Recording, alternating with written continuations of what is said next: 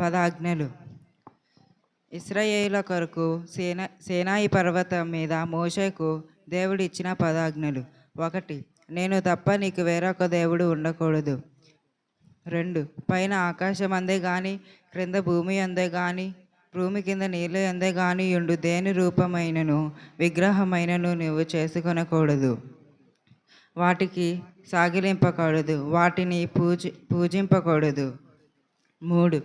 నీ దేవుడైన యెహోవా నామమును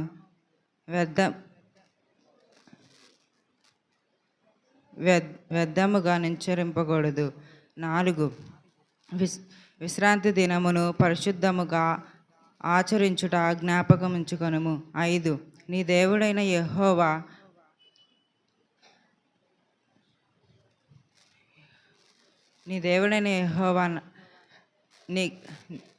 నీకు అనుగ్రహించిన దేశమును